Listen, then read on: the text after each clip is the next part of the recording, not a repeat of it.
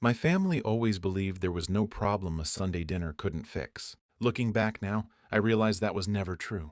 Some words don't disappear after dessert. Some moments split a family into a before and an after. For us, it happened on a warm September evening when my younger sister decided to teach my 10-year-old daughter what she called the truth. By the time that dinner was over, I had already lost more than my appetite. My name is Daniel Carter. I'm 38 years old, a project manager living in Columbus, Ohio, and the single greatest achievement of my life is my daughter, Lily.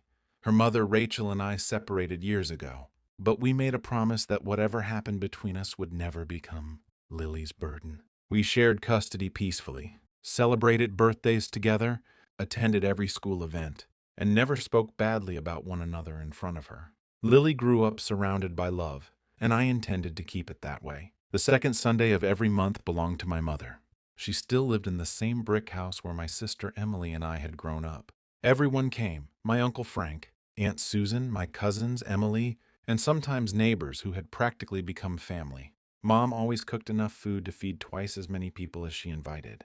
The smell of roasted chicken, mashed potatoes, fresh rolls, and homemade pie filled the house before anyone even knocked on the door. Lily adored those dinners. She helped Grandma stir gravy, stole cookie dough whenever she thought nobody was watching, and laughed so loudly the whole house seemed happier just because she was there. Watching her run through that house reminded me why I worked every overtime shift and accepted every stressful project. Everything I did was for her. Emily had always been complicated.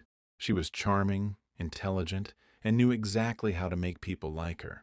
But underneath that charm lived a bitterness that seemed to grow every year. Nothing was ever her fault. Someone else was always responsible for her disappointments. I'd spent years quietly helping her whenever she stumbled. When rent was overdue, I paid it. When her car broke down, I covered the repairs. When she lost another job, I slipped money into her account before she even asked. I never kept score because I believed that's what family did. Looking back, maybe I should have. Dinner started like every other month. Uncle Frank argued about football. Mom complained that nobody was eating enough. And Lily sat beside Emily, coloring quietly while the adults talked. I was helping Mom carry dishes into the kitchen when I noticed the dining room had gone. Strangely quiet, not silent, just uncomfortable. The kind of quiet that makes the hairs on your neck stand up. When I walked back in, Lily wasn't smiling anymore. She stared at her plate without touching her food. Her little shoulders were pulled tight, and her eyes looked glassy. I asked if she was okay. She forced a tiny smile and whispered that she was fine. Every parent knows that look. She wasn't fine. A few minutes later, I went looking for her and found the bathroom door closed. Soft crying drifted through the wood. My heart immediately sank. I knocked gently. "Lily, sweetheart?" After a long pause, she answered, "I'm okay." "Daddy." She wasn't. When I stepped inside, she was sitting on the edge of the bathtub, wiping tears away as fast as they fell, trying so hard to be brave that it broke my heart. I sat beside her and wrapped my arm around her shoulders. "Tell me what happened." She hesitated before whispering words I'll never forget. "Aunt Emily said everyone was embarrassed because I wasn't supposed to be born. She said that's why people look at me differently." My chest felt like someone had driven a knife straight through it. I took both of her hands and looked her in the eyes. "Listen to me very carefully. You are not a mistake. You are the best thing that has ever happened to me. If I could live my whole life over again just to have you, I'd do it without thinking twice. Never let anyone tell you differently." She searched my face for a moment, before quietly asking, "Promise?" I smiled through the anger burning inside me. "I promise with everything I have." I kissed her forehead, stood up, and took one slow breath before opening the bathroom door. I wasn't angry anymore. Anger had turned into something colder, something much more dangerous. I walked back toward the dining room where my entire family was still eating as though nothing had happened. Emily laughed at something Uncle Frank had said while reaching for another dinner roll. She hadn't even looked toward the hallway once. I stood at the head of the table until everyone noticed I was there. Forks stopped moving. Conversations died. Emily glanced up with a look of mild annoyance, as though I were interrupting her meal. I met her eyes and spoke as calmly as I could. "Emily, tell me exactly what you said to my daughter." The room became so quiet I could hear the clock above the fireplace ticking. Emily didn't look nervous. She leaned back in her chair, folded her arms, and shrugged like the entire situation was nothing more than an inconvenience. I just told her the truth, she said.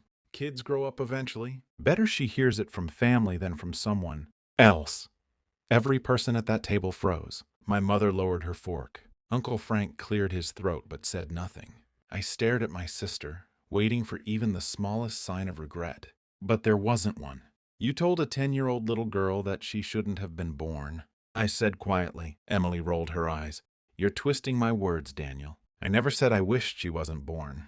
I simply said she was an accident. That's a fact. My mother finally spoke. Emily, maybe you should apologize. Emily shook her head. For what? Everyone is acting like I committed a crime. Then she looked directly at me and added, You're always so dramatic.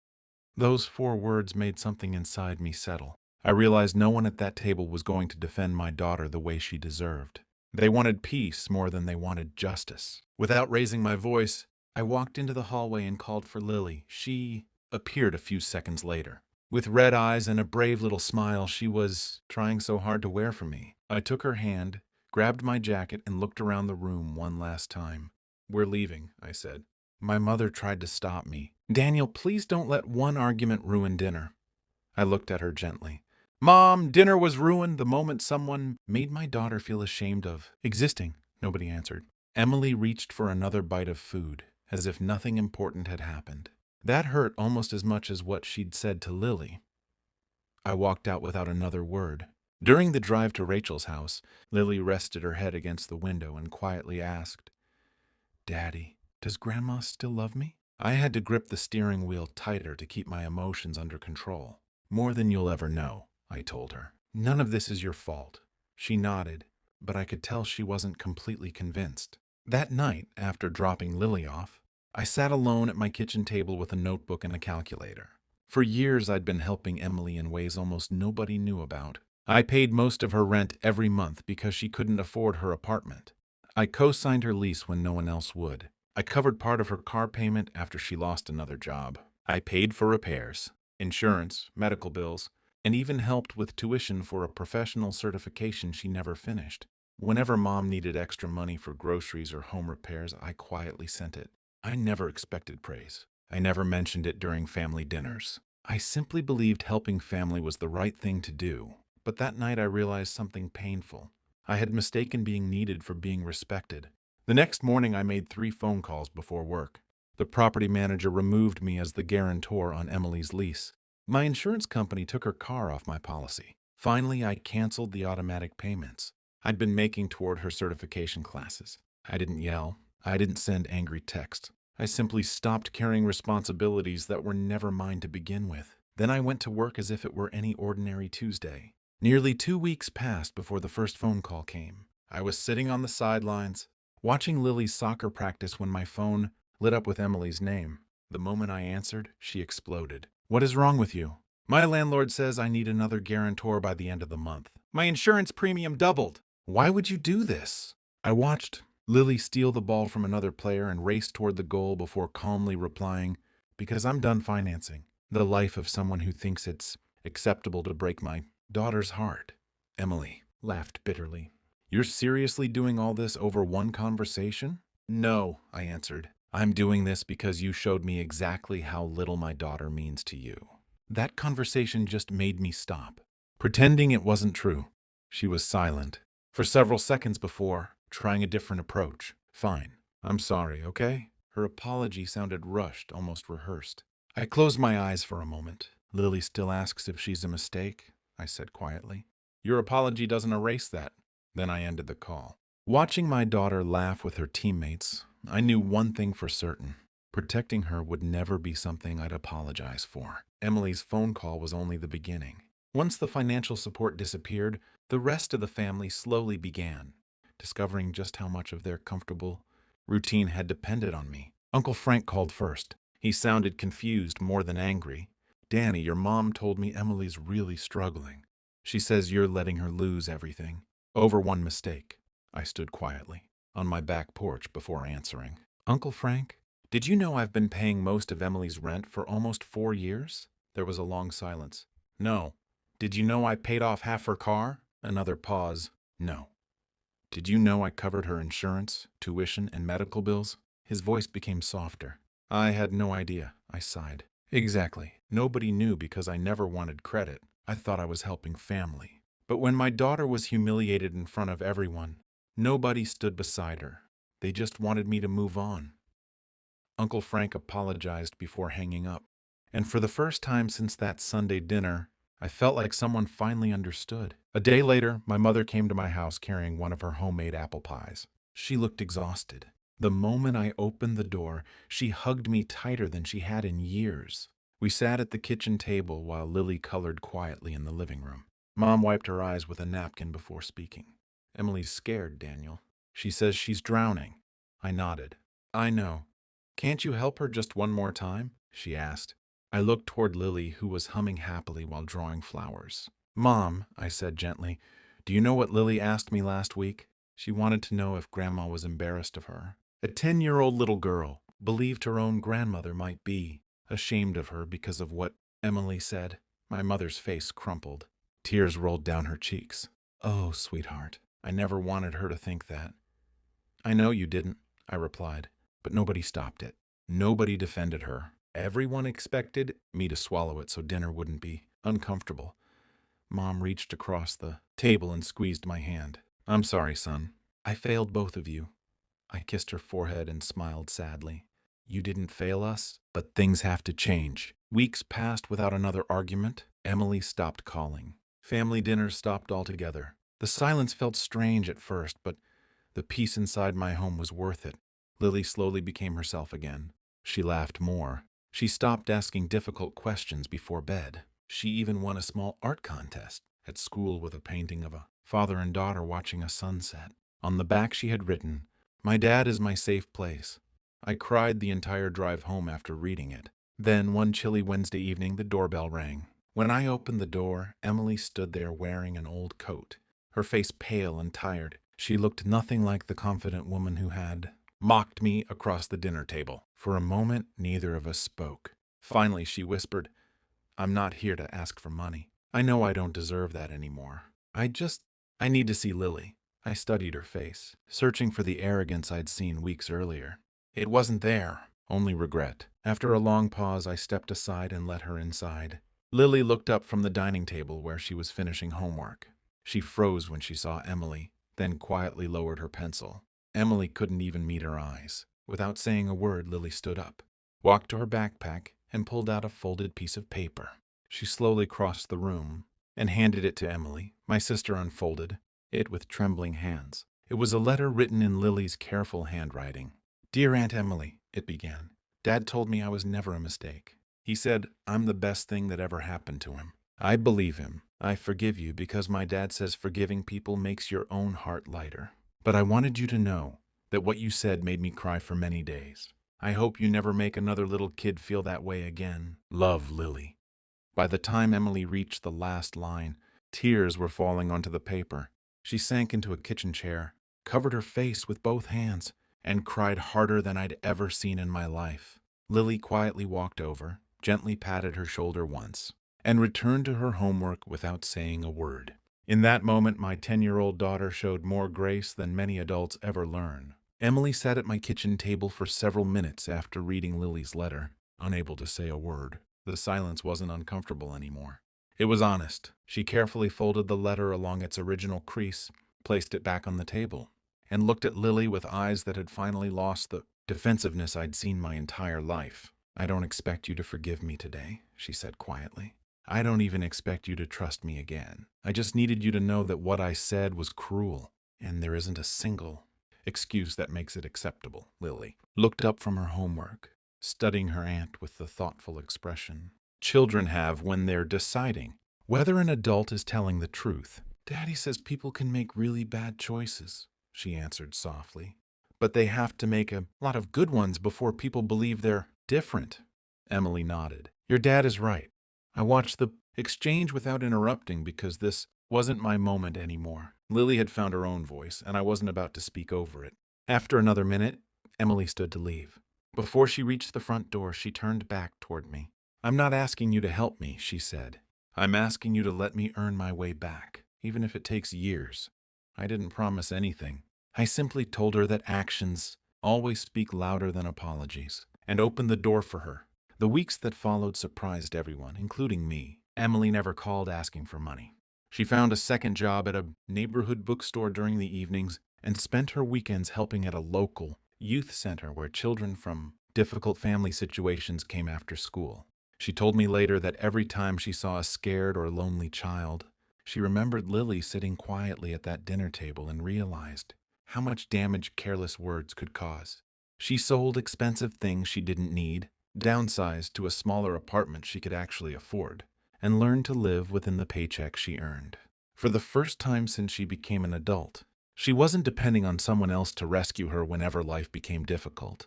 My mother noticed the change before anyone else. One afternoon she called laughing because Emily had spent an entire Saturday repainting Mom's back porch instead of paying someone to do it. She even packed me lunch, Mom said. I've never seen her work this hard. I smiled, but I kept my expectations realistic. One good month doesn't erase years of bad habits. Real change isn't measured by promises. It's measured by consistency. Lily, meanwhile, slowly became herself again. The nervous questions disappeared. She stopped asking whether people were ashamed of her. She laughed more, sang along to the radio during our drives, and filled the refrigerator with drawings of dogs, sunsets, and funny little cartoons she'd made for me after school. One Friday evening, she handed me a folded piece of construction paper that read, "Reasons my dad is awesome." There were 27 reasons listed. Number 1 said, "He always tells me the truth." Number 12 said, "He makes terrible pancakes but keeps trying." Number 27 simply said, "He always chooses me." I laughed so hard I had tears in my eyes. Then I quietly taped that paper inside my closet where I could see it every morning before work. Whenever I had a difficult day, I read those 27 reasons and remembered exactly what mattered. Spring arrived, with warmer weather and a school fundraiser that Lily had been looking forward to for months. Parents volunteered to run games, sell food, and organize activities. I signed up to help with the basketball booth. About an hour into the event, I looked across the playground and saw Emily carrying boxes of bottled water for the volunteers. She hadn't mentioned she would be there. She simply showed up and started helping. She didn't try to force a conversation with Lily or act as though everything was normal. She respected the distance that still existed between them. Later that afternoon, one of the younger students tripped while running and burst into tears after scraping his knee. Before anyone else reacted, Emily knelt beside him, cleaned the scrape with the first aid kit, and calmly told him that accidents don't define people. I noticed Lily watching the entire scene from across the playground. She didn't say anything, but I saw something change in her expression. It wasn't complete trust. It was curiosity. Maybe, just maybe, people really could become different. A month later, my mother invited everyone back for Sunday dinner. I wasn't sure I wanted to go, but Lily surprised me. "Can we try?" she asked. "If it feels bad, we can leave." That simple sentence reminded me how brave children can be. We arrived together, and the house smelled exactly the way it always had. Roast chicken, fresh bread, and apple pie cooling on the counter. For a moment, it felt as though time had folded in on itself. The difference was that nobody pretended nothing had happened. Before anyone sat down, Emily stood in the middle of the dining room and looked at every person there. "Before we eat," she said, "I need to say something." The room became silent. Months ago, I hurt Lily in this house. I also hurt Daniel by expecting him to clean up my mistakes the way he always had. None of you stopped me, but that doesn't remove my responsibility. What happened was my fault. If this family is going to move forward, it starts with me admitting that. Nobody clapped. Nobody rushed to comfort her. My mother simply reached across the table, took Lily's hand in one hand and mine in the other, and quietly said, "From now on, this house will always be a place where every child knows they belong." Dinner that evening wasn't perfect. There were awkward pauses and moments when people searched for the right words. But something had changed. We weren't pretending to be the perfect family anymore. We were trying to become a better one. On the drive home, Lily looked out the window before turning toward me with a small smile. "I think Aunt Emily meant it this time." I nodded. "I think she did too." Lily leaned her head against the seat and said, "I'm glad you stood up for me that day." I reached across the center console and squeezed her hand. There was never another choice. She smiled, lacing her fingers through mine. In that moment, I realized something important. Families aren't defined by the mistakes they make. They're defined by whether they're willing to face those mistakes honestly and grow from them. Protecting my daughter had cost me comfort, money, and peace for a while, but it gave her something far more valuable. The certainty that she would never have to question whether her father was in her corner, and if I had to choose all over again, I'd make the same decision every single time. That, more than anything else, was the legacy I hoped Lily would carry with her for the rest of her life.